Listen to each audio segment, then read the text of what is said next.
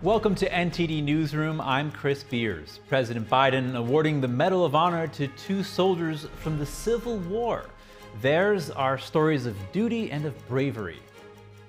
President Biden and Israeli Prime Minister Netanyahu are expected to have a critical meeting in Washington this month. What's at stake? A warning to stop using Chinese-owned shopping app Temu. That's one official's alert to Americans.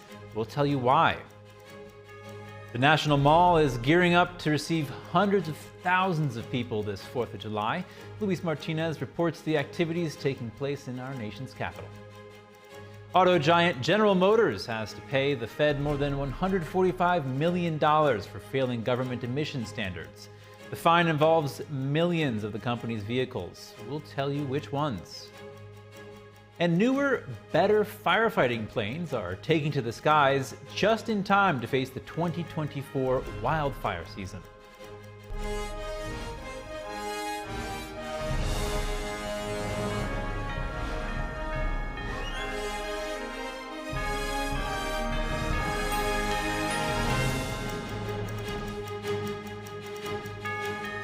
Americans across the country will gather tomorrow to celebrate Independence Day. In Washington, D.C., hundreds of thousands are expected to descend on the National Mall for a day's worth of commemorative activities. Our Washington correspondent Luis Martinez has more on this year's 4th of July celebrations in the nation's capital. Preparations are almost complete for the 4th of July celebrations in our nation's capital. Right behind me, we can see the center stage of what will be Thursday's main event. But the commemorative activities will begin since 9 in the morning. We, the people, to say, Huzzah! Again, Huzzah! The National Archives will begin with a reading of the Declaration of Independence at 9 a.m., followed by the presentation of the colors and a performance by the 3rd U.S. Infantry Regiment. And throughout the day, children can meet historic figures, sign the Declaration of Independence, and other fun craft activities. At 11:45 a.m., the National Independence Parade will begin. It spans from Constitution and 7th all the way through the 17th Street. We can expect to see marching bands, fife and drum corps, floats, military units, and more. At least one band or unit from each of the 50 states will be represented in the parade. In the afternoon, President Joe Biden will host U.S. military service members in the White House for a barbecue. And the main event in D.C. will be the concert at the Capitol steps. Right behind me, we can see the center stage. On Thursday, the West Lawn will open to the public at 3 p.m., but the concert does not start till 8 p.m.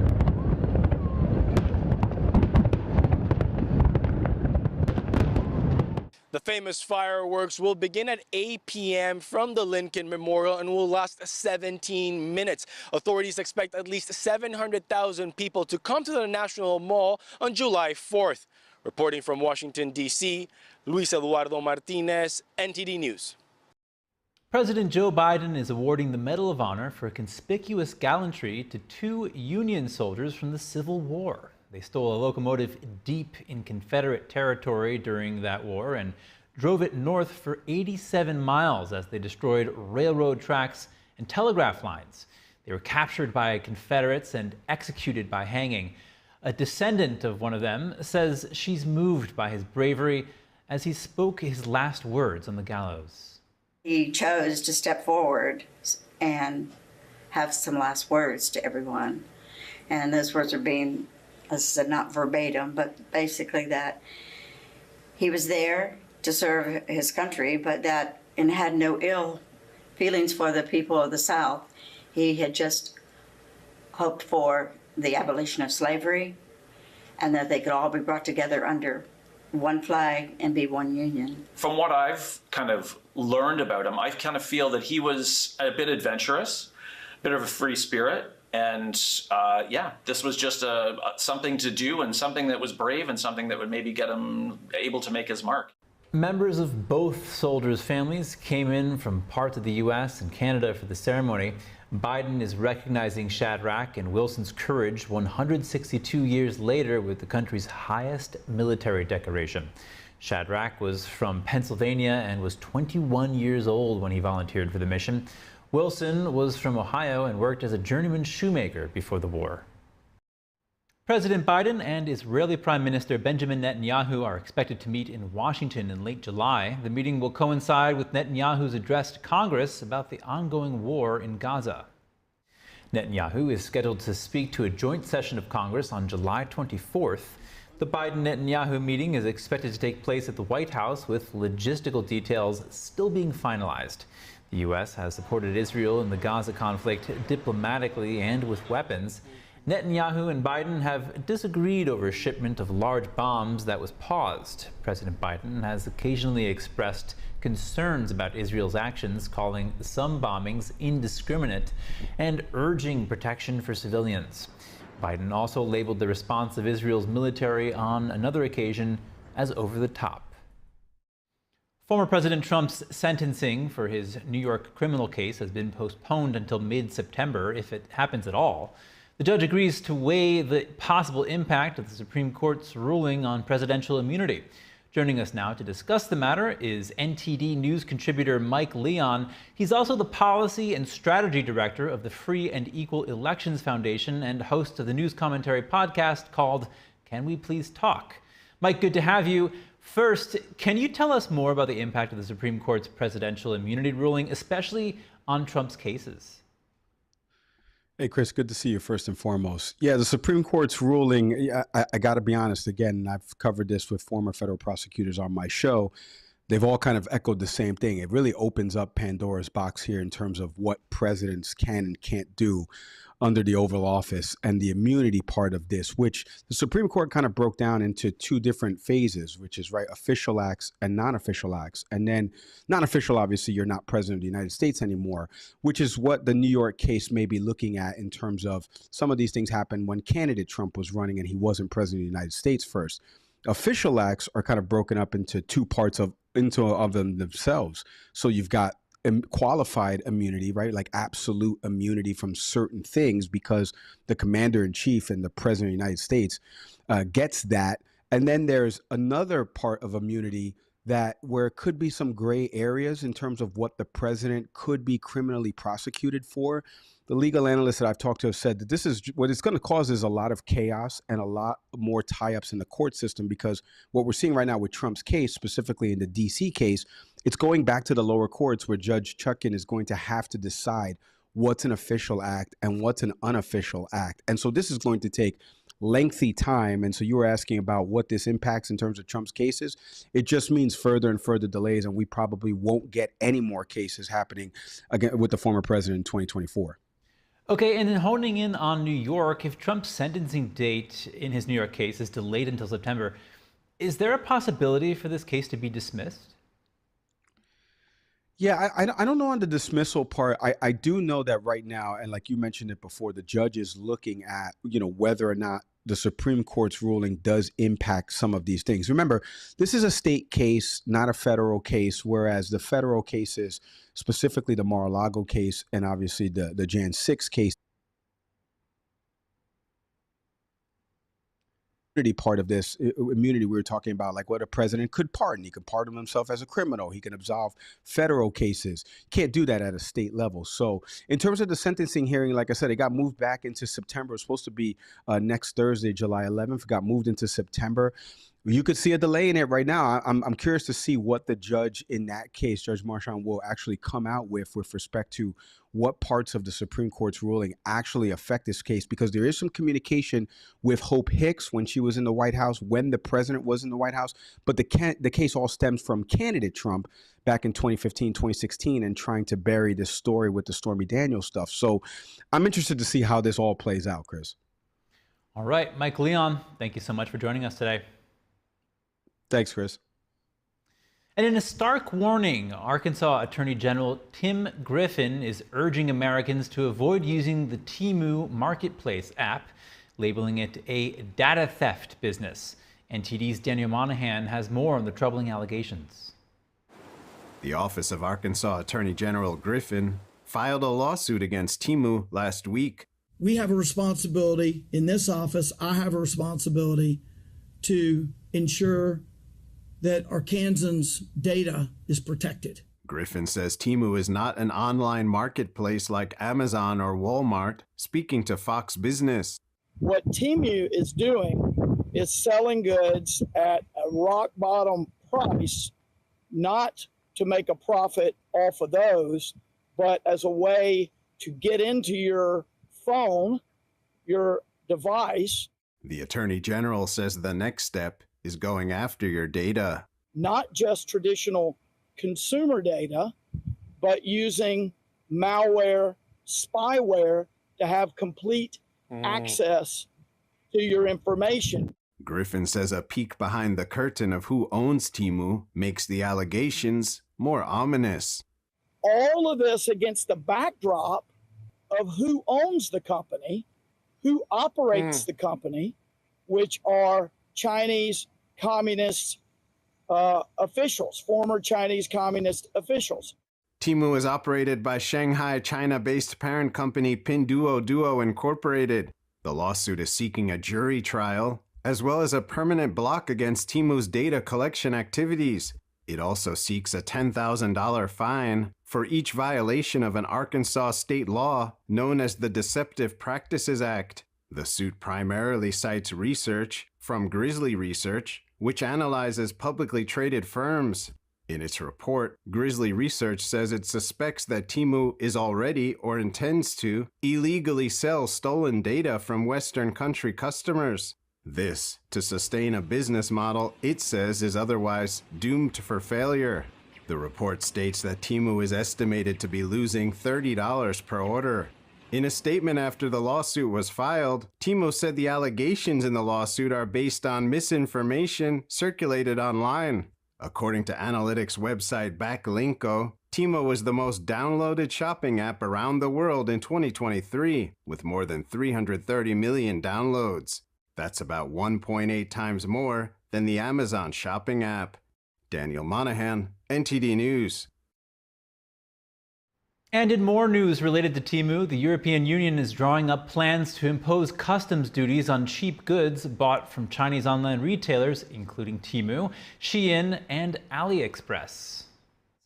The Financial Times first broke the news, citing unnamed sources.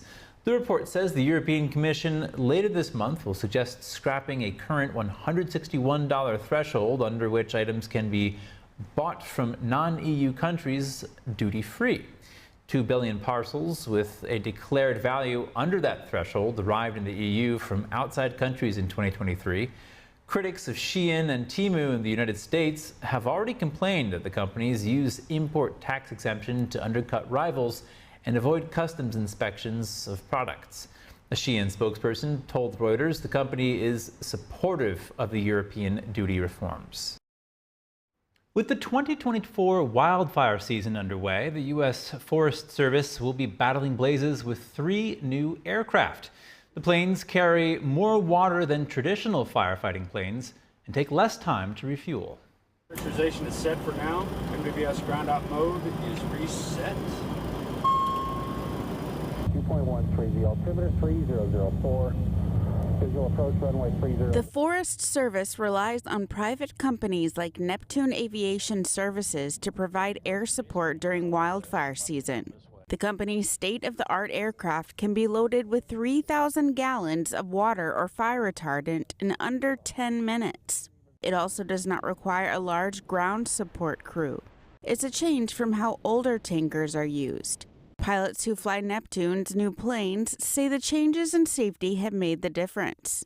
And the safety factors, the capability of this aircraft, and the tank technology is so much better. So we provide a much better product to the ground guy in a much safer fashion than even, 7 years ago.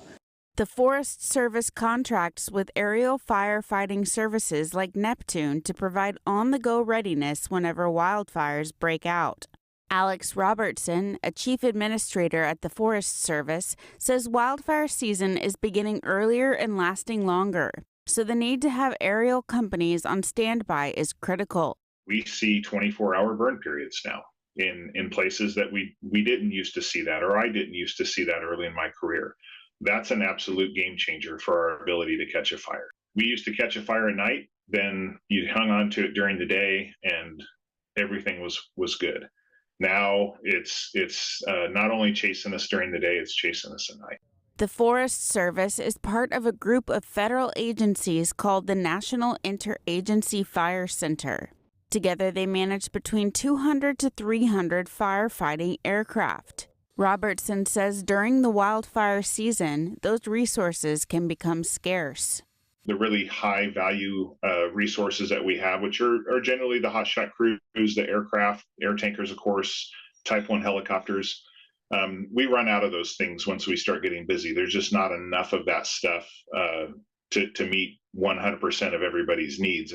According to the Forest Service, the wildfire season is lasting longer and involves more intense and hard-to-control wildfires in remote areas of the U.S.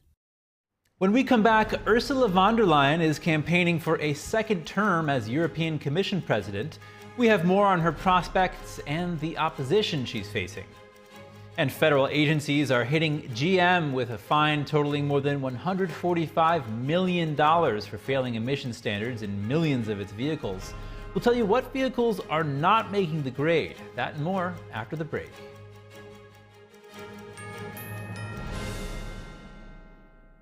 Freedom is not free, and neither is the truth. In order to bring you the facts, our reporters are out there on the front lines getting the true story. Some of them served 10 years of prison in China. We've been censored on social media. Our Hong Kong printing offices were set on fire, and we've been repeatedly attacked by the Chinese Communist Party. But no matter what, we believe that you deserve the truth, and so we continue to bring the truth to light. Head on over to getepoch.com and try honest journalism that is based in truth and tradition. We'd love to have you on board. When I drink it, the first thing was I feel the warmth in my tummy. It's kind of like gently radiating out, a kind of a very comforting warmth. And it was really good, actually. I felt much better. I did feel, actually, the effect.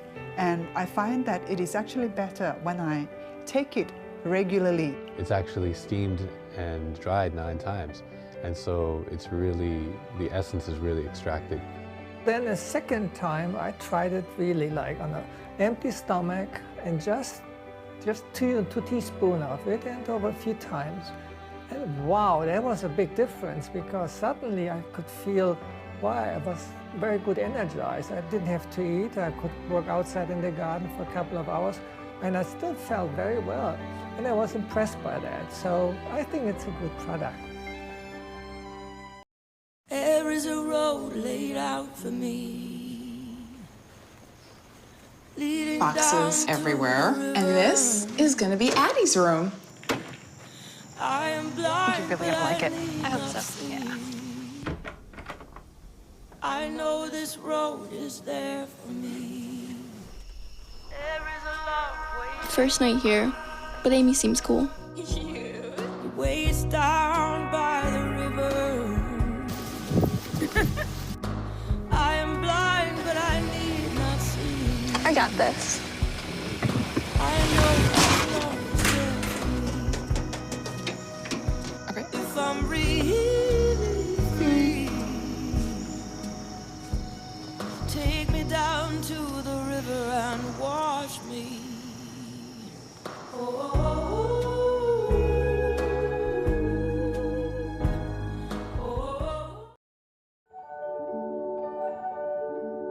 There's always a searching process for beauty.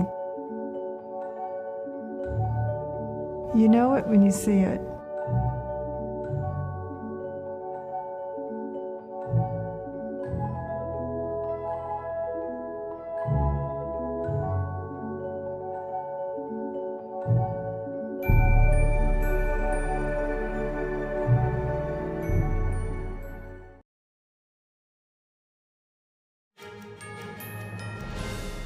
Back to the news. In Brussels, European Commission President Ursula von der Leyen has intensified her campaign for a second term.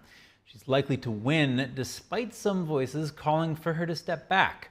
NTD's international correspondent David Vivez has the details. With the European People's Party having won a majority in the recent parliament elections, von der Leyen secured her nomination from EU leaders. She is now focusing on securing the necessary 361 votes from Parliament for her confirmation. She is just waiting to be validated by the European Parliament, where a fairly large majority is needed. But in fact, she already has it, because with the alliances of the political parties, she will practically be able to obtain her status, her second mandate again. EU leaders agreed to focus on helping Ukraine fend off Russia and bolster the EU's defenses during von der Leyen's second term. But some politicians are against her nomination. Italian Prime Minister Giorgia Meloni says the method of electing EU leadership was wrong and that it showed disrespect toward European citizens. According to legal expert Mark Gotti, von der Leyen faces many legal actions that could deny her the opportunity to rerun as European Commission President. One of them is a criminal complaint against her before an investigative judge in Belgium regarding vaccine contract negotiations von der Leyen conducted via text messages with the Pfizer CEO. She refused to disclose the content of the text messages despite multiple calls from the EU Ombudsman and the EU Court of Auditors. The accusations she's facing are potential cases of corruption, illegal taking of interest, abuse of authority in relation to the awarding of contracts that she had with Pfizer, because this contract was one of the largest contracts for the supply of vaccines for the European Union. Gotti says von der Leyen's nomination to the European Commission goes against her party's rules, which require transparency from the appointed leader. Somehow Ursula von der Leyen managed to escape from legal investigations in Germany to the position of President of EU Commission. This has given her a new form of immunity so that she would not be subject to any legal concerns in her country. The European Parliament will vote for von der Leyen's new term later this month. David Vives, NTD News, Paris. One of the country's largest automakers is getting slapped with a multi-million-dollar fine. Federal regulators say some of its vehicles have excess emissions. The fine announced today against General Motors involves nearly 6 million of the company's vehicles. The National Highway Traffic Safety Administration says GM has agreed to pay just over $145 million for failing to meet fuel economy compliance issues. The fine follows a multi-year investigation by the Fed. The Environmental Protection Agency is canceling more than 30 million fuel economy credits for the 2008 to 2010 model years. Separately, nearly 5 million of GM's full-size pickup trucks and SUVs, as well as more than 1 million mid-sized SUVs made between 2012 and 2018, failed the EPA's emission testing standards. There is no recall for any of the vehicles in question. It's the second multi-million-dollar penalty for the auto giant for not meeting federal emission standards. In June of 2023, the National Highway Safety Administration says GM paid a little more than $128 million for failing to meet requirements for the 2016 to 2017 model year. Next, a pay raise for Alaska Airlines flight attendants. A tentative labor agreement could avoid a potential strike. Here is NTD's Don Ma with today's Business Matters. Thank you very much, Chris. Alaska Airlines flight attendants are set for an average pay increase of 32%. And this is a part of a new 3-year tentative labor agreement with the airline, according to unions representing the employees. The agreement is yet to be ratified by the Associate of Flight Attendants union members. It's also the first actually to make boarding pay legally binding for unionized flight attendants. So the tentative labor agreement, which by the way avoids a potential strike, it includes benefits such as improvements to holiday and overtime pay, as well as 20 months of retroactive pay. And voting for the ratification of the deal will take place later this month and end on August 14th. Meanwhile, private U.S. companies appear to be pulling back a little bit on hiring. Today, the payroll company ADP reported that the private sector added 150,000 jobs in June. While it is a gain, it's likely lower than May, which saw an increase of 157,000 jobs. The June numbers are also lower than the 163,000 jobs economists were expecting. According to the data from FactSet, in addition, ADP says jobs added in June were not spread evenly across industries. The company reported that the leisure and hospitality sector added 63,000 jobs in June, representing 42% of the overall gains. And finally, Americans across the country will celebrate Independence Day, and here's what's going to be open and what's going to be closed. Target and Walmart locations will be open during the regular local hours. Independence Day is the holiday for the United States Postal Service as well, so it won't be picking up or delivering mail. There will be no UPS pickup or delivery service either. And it's also a Federal Reserve banking holiday, so most bank branches also will be closed across the country. Okay, Chris, that's all from me. Back to you. Thank you, Don. A couple driving cross-country got stopped by law enforcement 3 separate times in 3 separate states. It might have had something to do with the fact that they were driving a UFO on wheels. Law enforcement officers in 3 different states are going viral for having a close encounter with some illegal aliens. Aliens in that these folks were piloting a UFO on wheels, and illegal in that said vehicle allegedly had expired license plates. I am not making this up.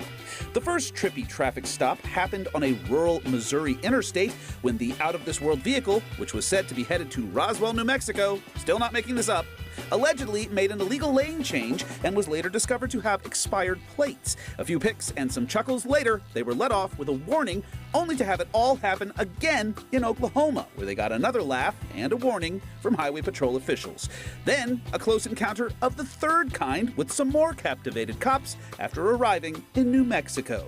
The posted pics were a hit on social media and led to some truly inspired UFO/cop jokes. Wow. Thank you for watching NTD Newsroom. I'm Chris Beers. Join Tiffany Meyer for the NTD Evening News at 6 p.m. Eastern, 3 Pacific. And we wish you a happy Independence Day tomorrow.